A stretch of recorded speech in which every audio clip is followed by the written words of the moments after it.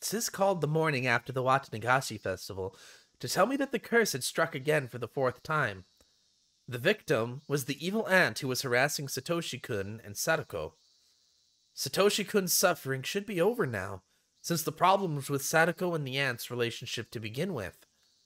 Maybe I should have celebrated, but I wasn't in the mood for some reason. Do the police have a lead on the suspect?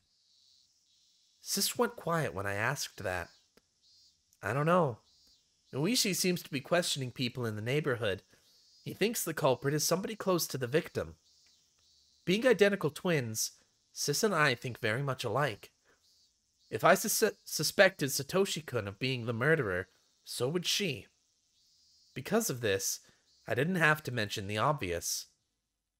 Does Satoshi-kun have an alibi for that day? I don't know. I heaved a huge sigh. Are you stupid? He was at the festival. Didn't you see him there? Oh my god! Oh! Man, chapter 3 was fucking good, yo. Chapter 3 was really fucking good.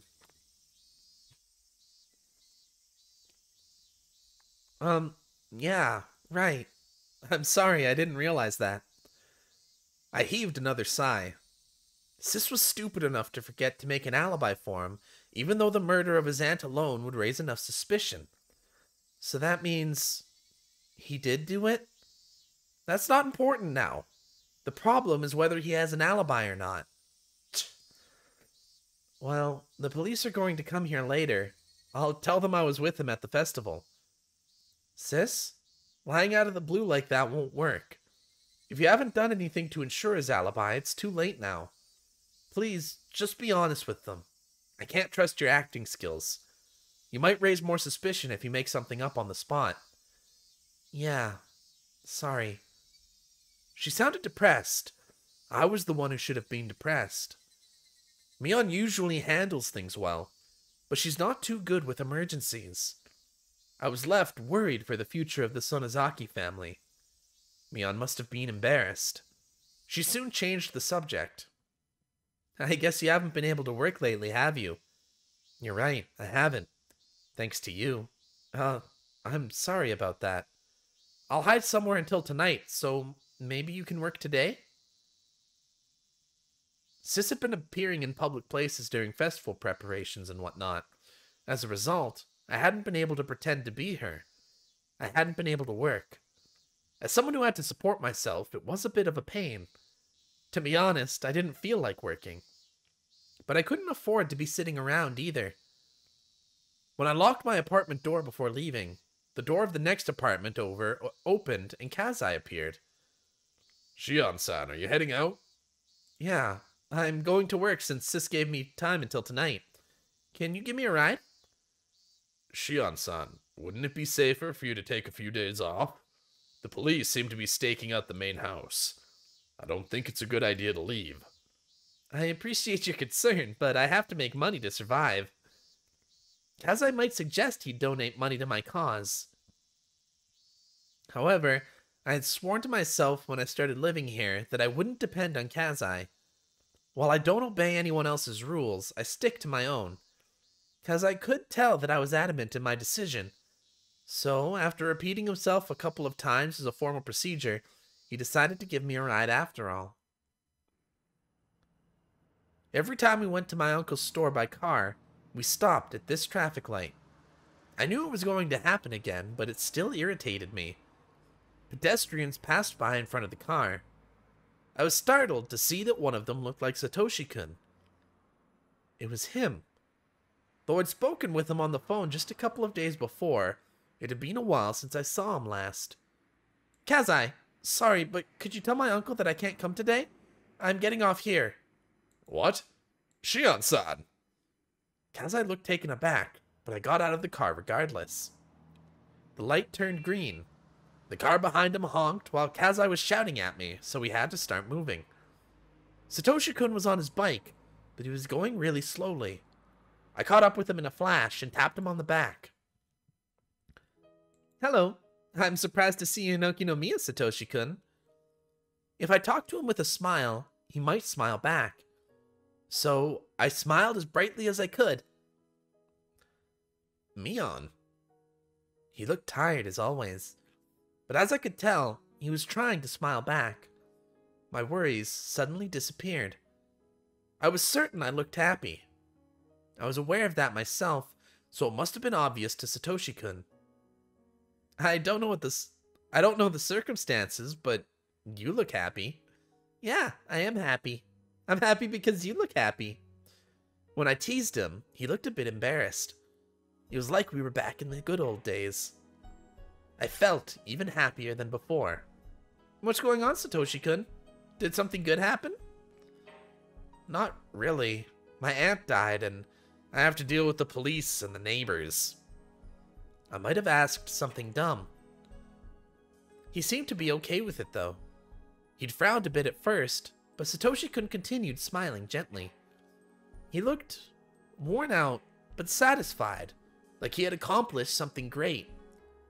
That was the mood I sensed from him. So, I was convinced. The one who killed that wicked aunt who tormented Sadako was him. I had absolutely no proof, but I knew it intuitively. So I omitted all those questions. I knew Satoshi-kun's motive for killing his aunt, and how badly he was driven into a corner. I knew the environment and the situation he was in. And I knew Satoshi-kun's feelings. I knew all of that. So I omitted all those questions. I wanted to celebrate his release from that curse, so I smiled like nothing was different as I asked. Where are you going, Satoshi-kun? To work? That's right. I have to make a stop before that, though. A stop? I have to make sure it's still there, otherwise I'll continue feeling really anxious. That conversation reminded me. The reason he started his part-time job was to buy Sadako a huge teddy bear. It was being sold at the toy store just down the street. I recalled that the teddy bear was very expensive. Sadako's birthday was right after the festival. I wasn't sure what day, though. Wait, didn't he say he quit his job? Maybe he was going to greet his coworkers and clean out his locker or something? Either way, he'd be completely free very soon. Maybe he hadn't been paid yet.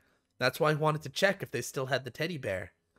Maybe he was only getting paid on Sadako's birthday. When we got near the toy store, he rushed to the display window.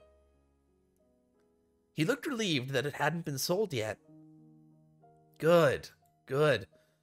All right, it's still there. You've earned enough money already, haven't you? Why don't you reserve it? He probably hadn't thought of that. He really did need someone to look after him. I looked into the display window over his shoulder. The teddy bear wasn't that cute in my opinion.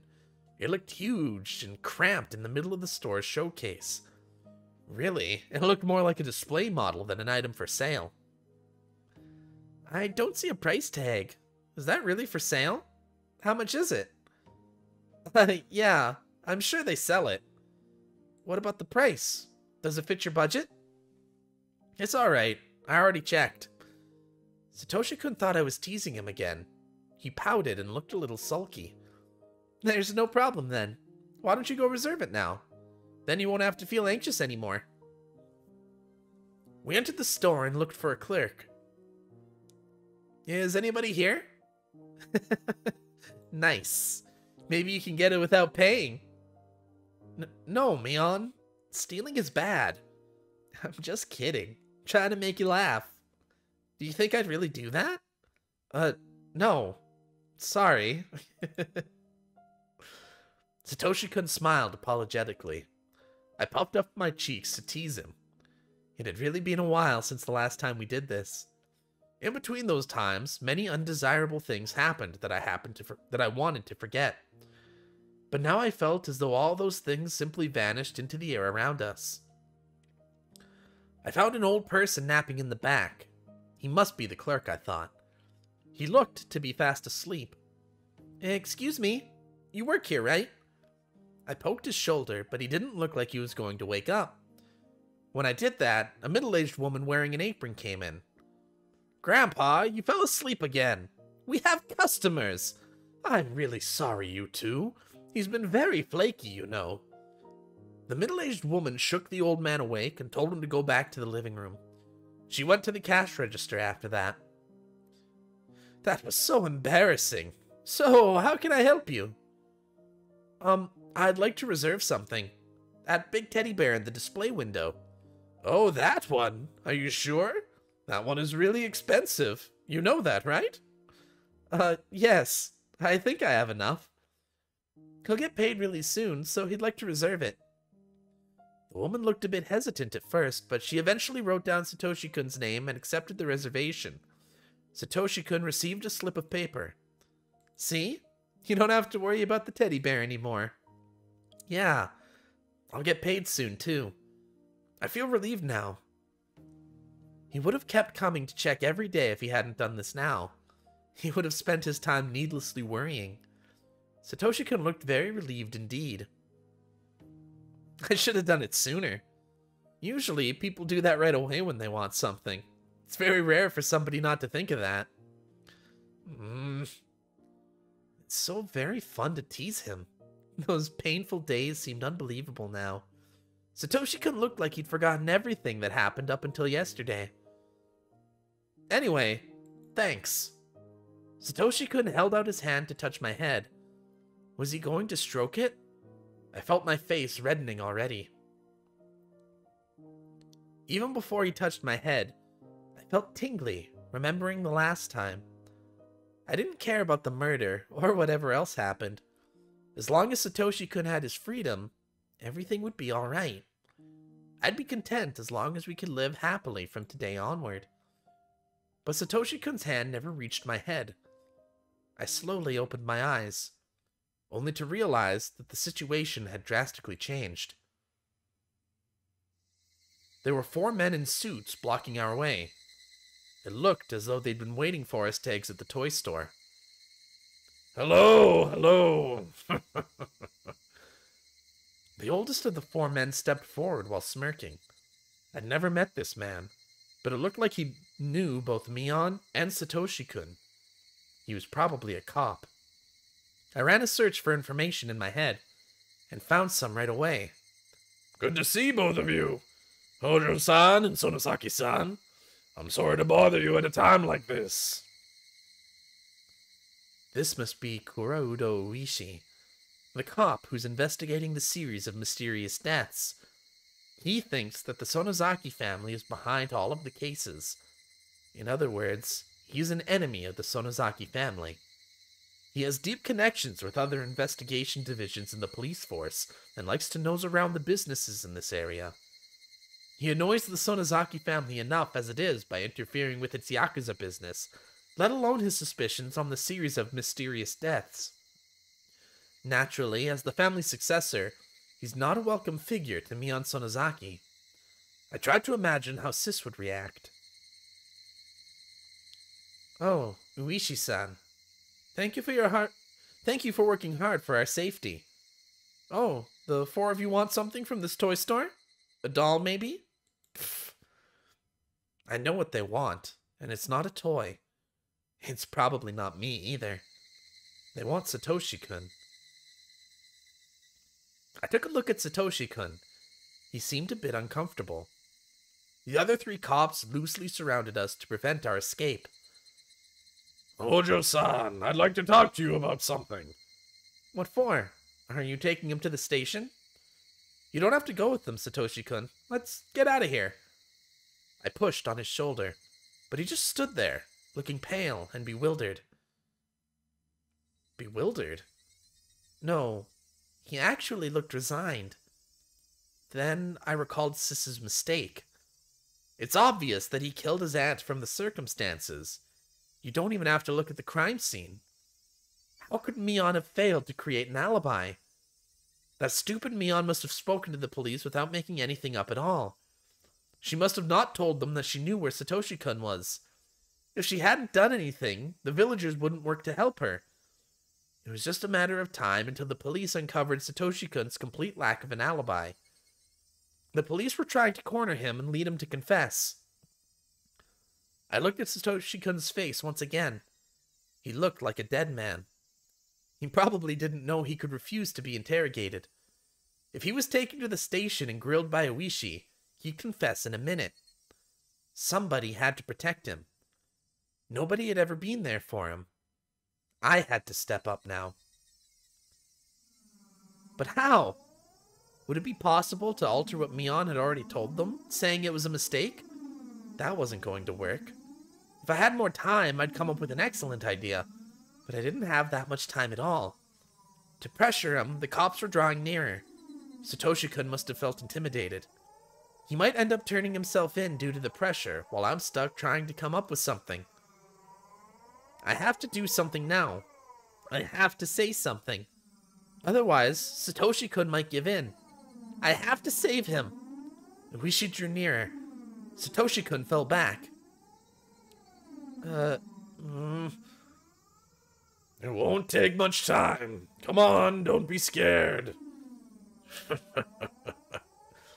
It won't take much time. He just said it. He just said he wouldn't let him out if he caught him now. Satoshi-kun, don't give in. If you give in now, everything you've been working for will be ruined. Satoshi-kun looked like he was at his breaking point.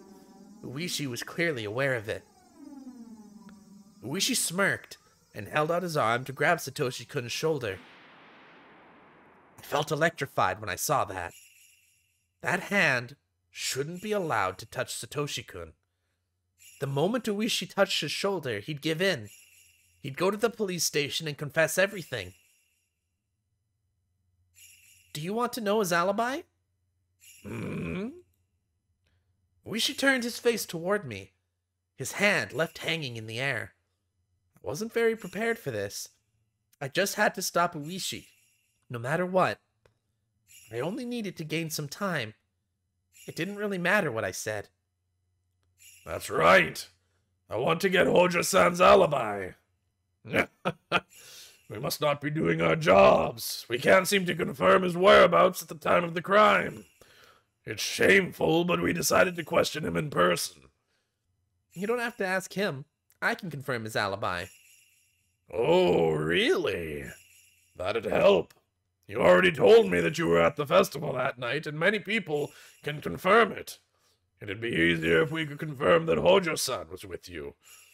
But I don't think you mentioned him when I questioned you last time, did you? Are you going to change your statement now? Even though no one at the festival saw Hojo-san, are you going to tell me he was with you? That's right. He was with me. Wouldn't that be enough? I know you were there with your other friends that night. I saw that myself. Are you still saying that you were with him? Isn't that a little too hard to believe? Isn't it? Ooishi approached me with a creepy smile. Was he teasing me because my excuse sounded funny? I didn't think so. He was frustrated due to being interrupted when he was about to catch a big fish. Are you saying that you forgot that you were with him, but just now remembered you actually were? Mion Sonozaki-san. I did get a little scared, but I couldn't stop myself. I could save Satoshi-kun if I revealed my identity. I was aware of the risk. Grandma would certainly capture me if I revealed it.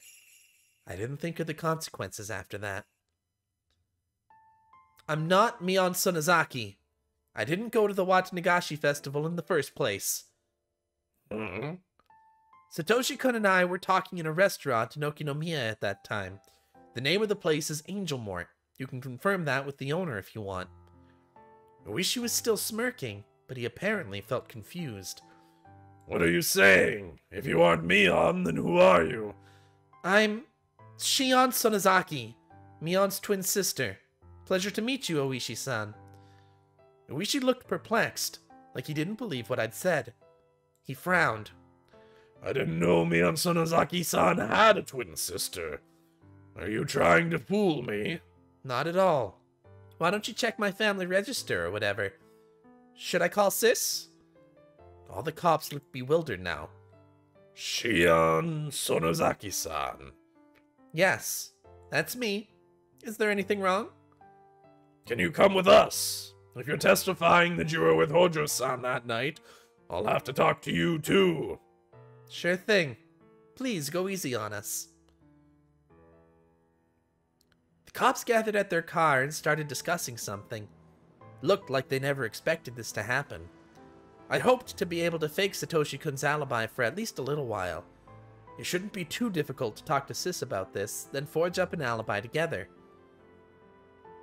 Satoshi-kun, tell them you were chatting with me at Angelmort that night, no matter what they ask, okay? I'll confirm your alibi. Tell them you don't remember that night too clearly, or maybe you should just keep silent.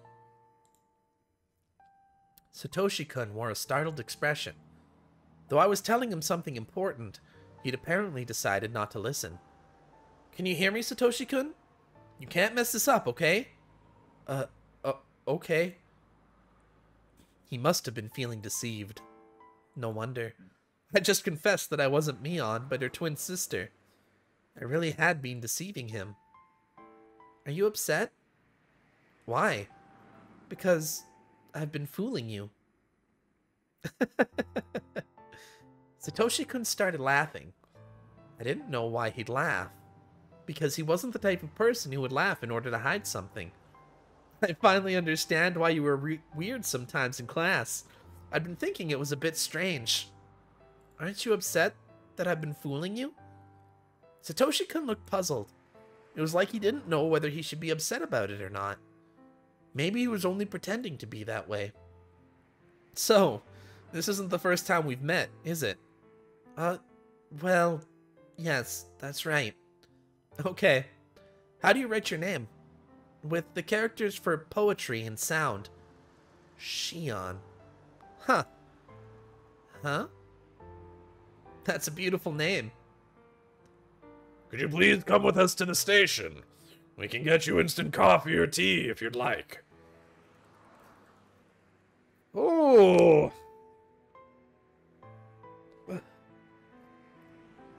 Oh, well, that's probably the chapter. Got our note coming up. Yeah, notebook page 29. Things are heating up. This is exciting. This is fun.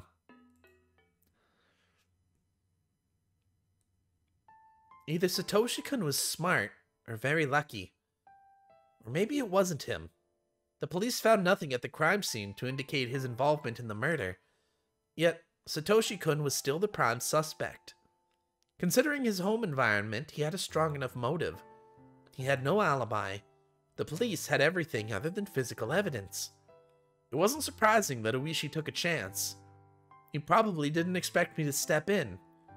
But what I did was too little to avert his suspicion of Satoshi-kun.